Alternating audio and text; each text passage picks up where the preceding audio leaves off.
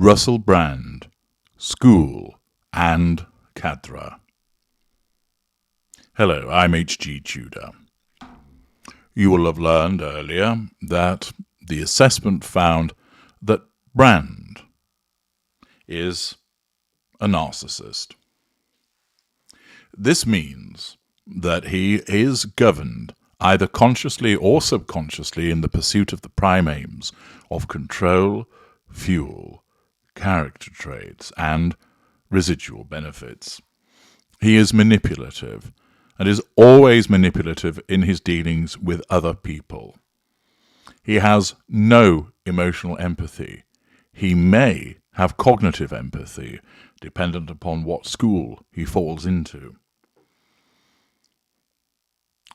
This finding that he is a narcissist with some antisocial traits was undertaken after a comprehensive analysis of the evidence, but I excluded, as I made it clear, the recent allegations.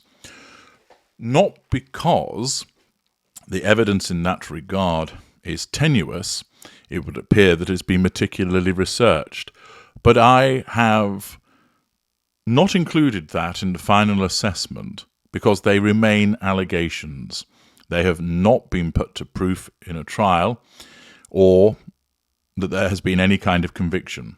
And instead, I preferred to rely upon evidence which spoke for itself. For instance, what you could see in the interviews that Brand had undertaken, what he had admitted to himself, either in interviews or in his autobiography. Information which you did not need a he said, she said scenario for.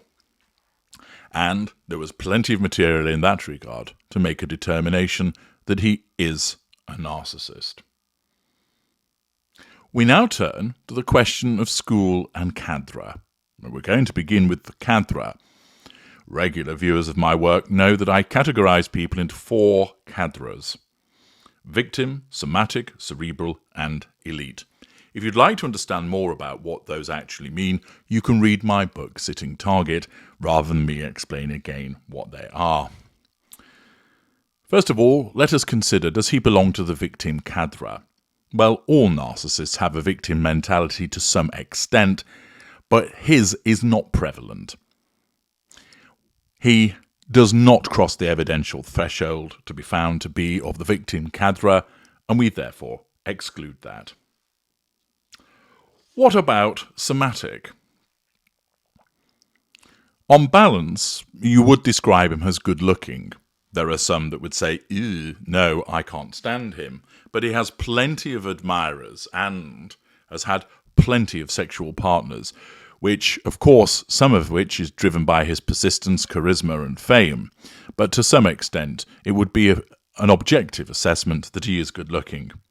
He's body-conscious. For instance, he's always maintained a fairly steady bodily weight after he lost his chubbiness as a child. He maintains a clean appearance whilst he's often unshaven. You don't see him wearing stained clothing, for example, or turning up with egg in his beard. He has a preoccupation with money as he's wealthy. He utilizes social media extensively. He has expensive tastes. For example, when he was living in the United States and he would return to the United Kingdom, he would invariably stay in expensive hotels at the Savoy and the Dorchester and would make use of their butler service for the purposes of buying Christmas presents for people. He likes to socialize. He previously wanted to have threesomes and may well have undertaken them. He's hypersexualized. He has stated that he's a sex addict, which really is his narcissism. He has had a lot of sexual partners and has been involved in a lot of sexual activity. He has lived in decent properties, which are well appointed. He had a home in the Hollywood Hills. He may still do so, and he currently lives in a $3.3 million home with his wife, Laura Gallagher. Therefore, he hits with a lot of somatic traits. He's also interested in film and literature. He's a political animal involved in activism. He is very much interested in world events and current affairs. He's written numerous books. He's well read. He's involved, as I mentioned, in activism also. And therefore, he also has some involvement in charities. He has a number of cerebral traits.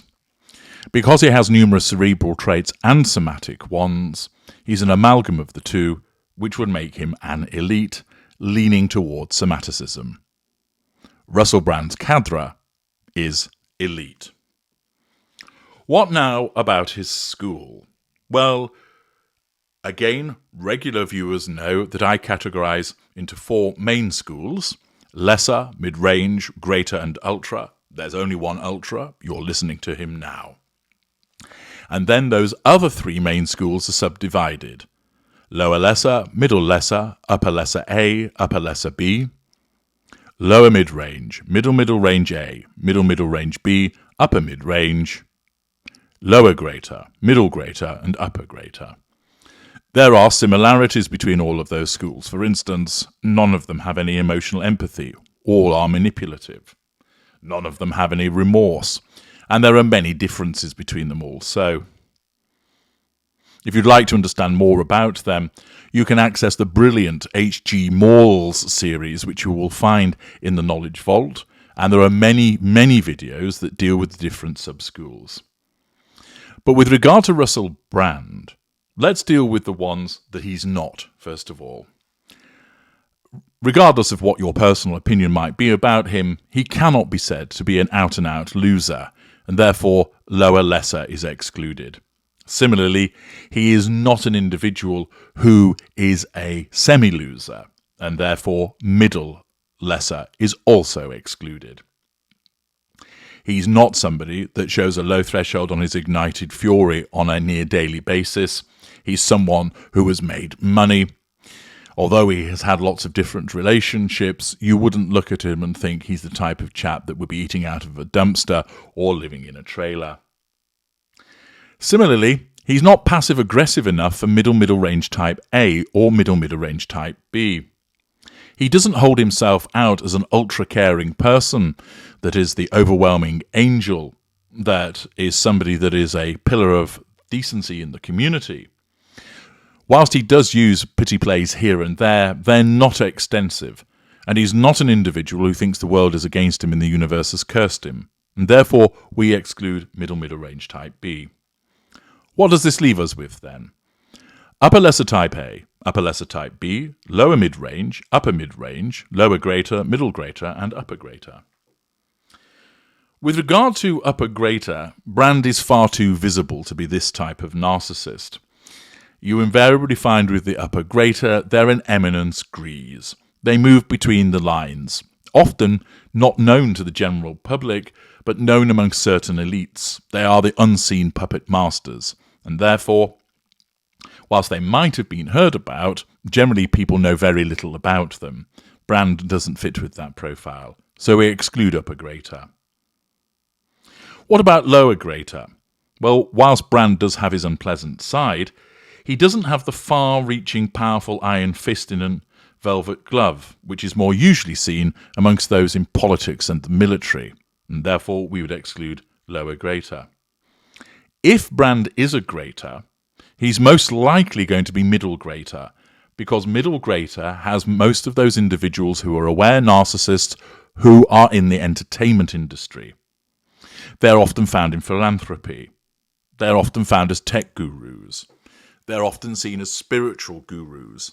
And therefore, if he is an aware narcissist, most likely he would then be a middle greater as a consequence of the level of his wealth, fame, and manipulative reach. But we're going to park middle greater for the moment as a distinct possibility. What about lower mid-range?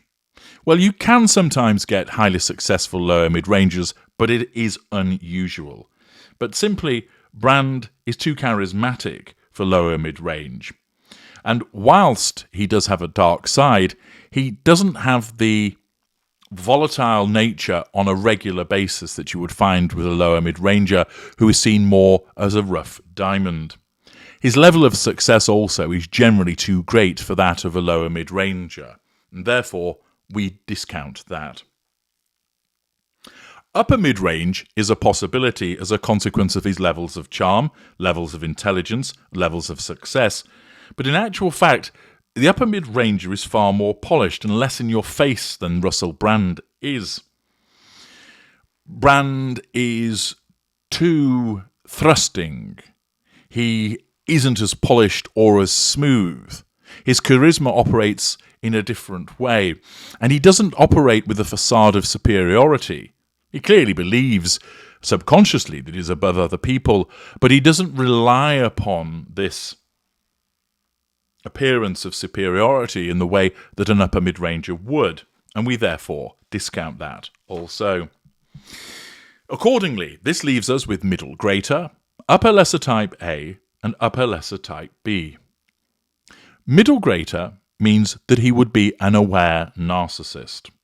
And Brand has spoken about his narcissism.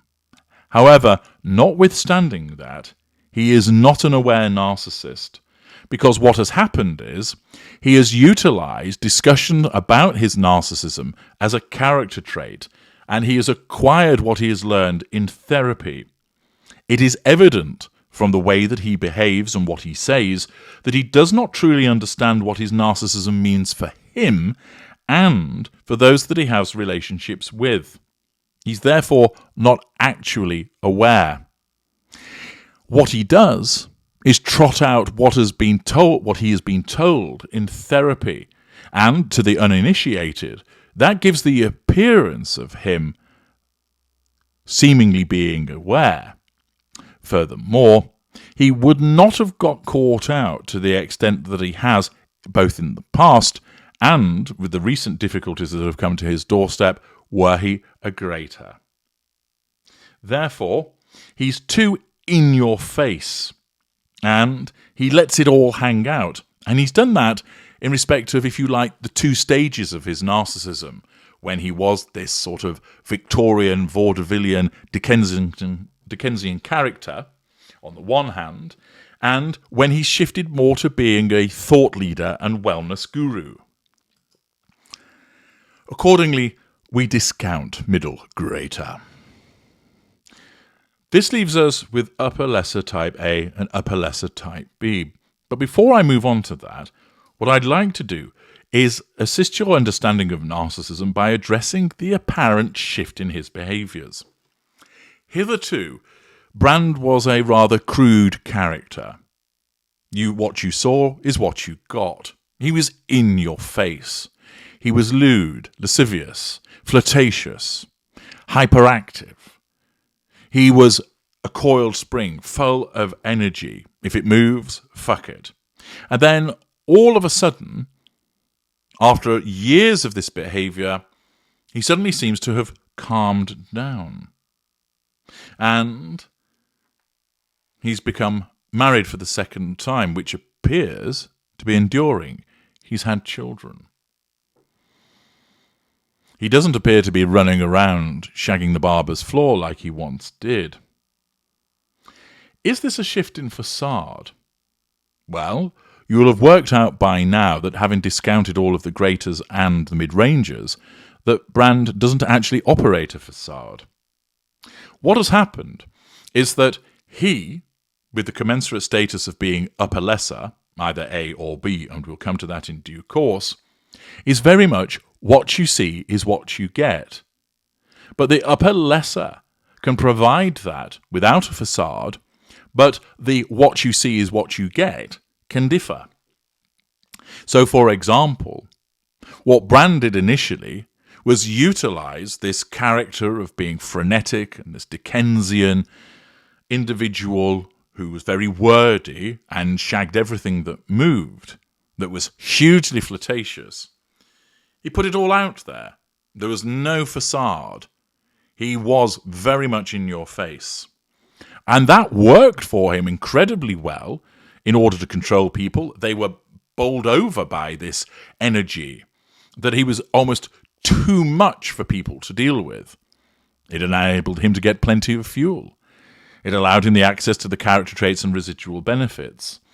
But then over time, his narcissism recognized that the drug-taking, the over-the-top character, was not gaining what it had achieved previously and caused him to shift modus operandi.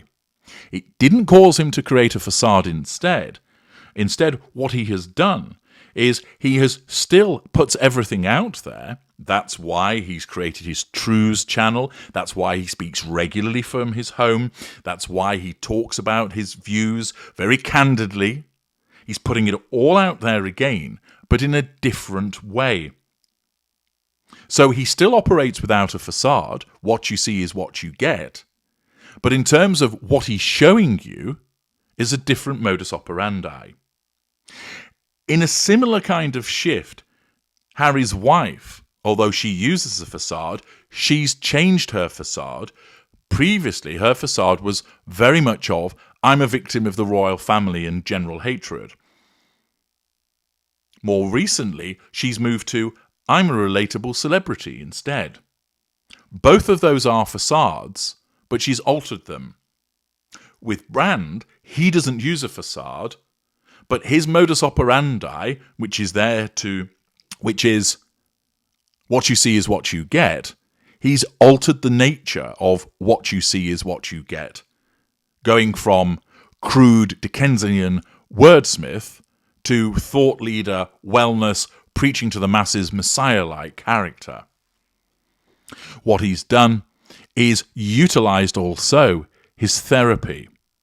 He's walked away from all of the overt sexual behaviour and the drugs and the alcohol, and instead has moved it into, I put all of that behind me and I'm into wellness. But what he hasn't realised is that the underlying problem, his narcissism, still remains and cannot be cured.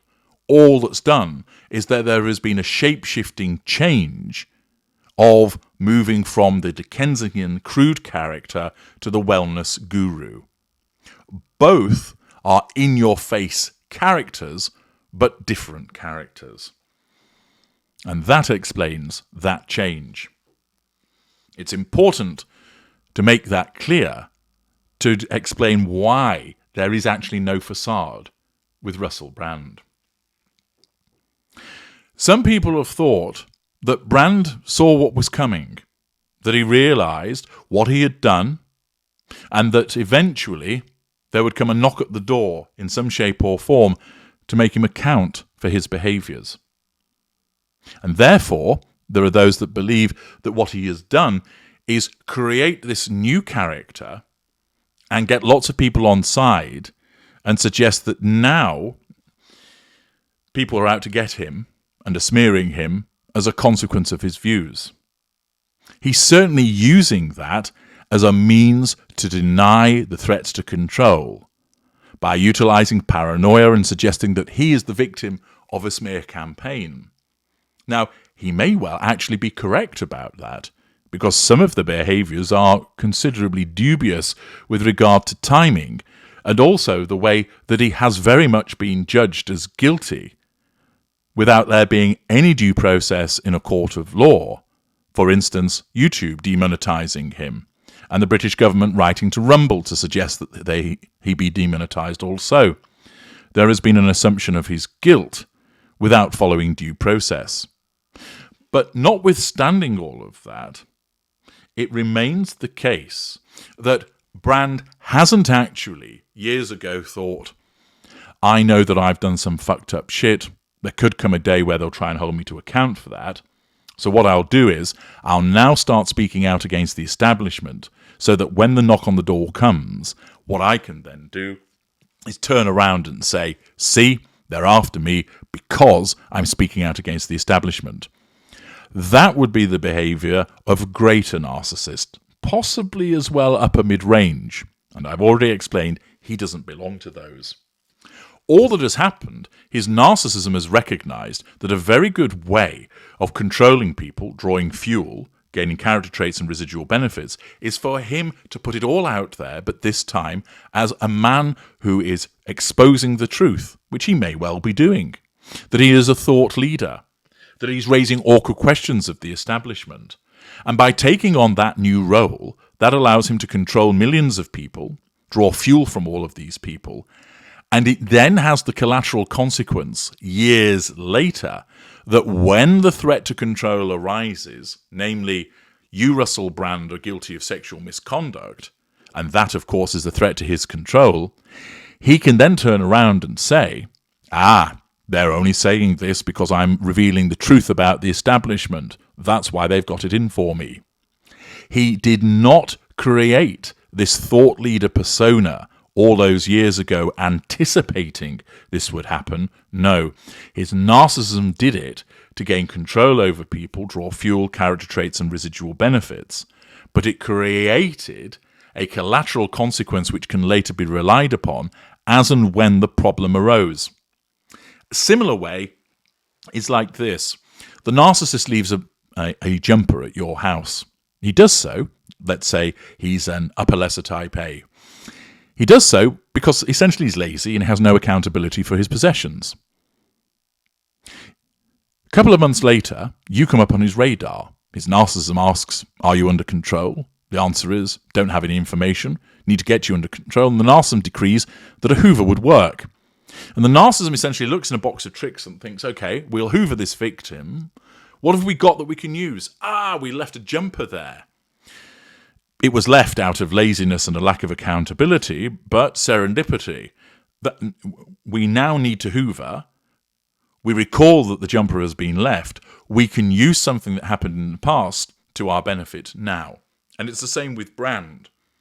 He created the thought leader wellness guru persona, not at the time because he realized that there was a risk that he would be caught in relation to sexual misconduct. Indeed, his narcissism would tell him he's done nothing wrong.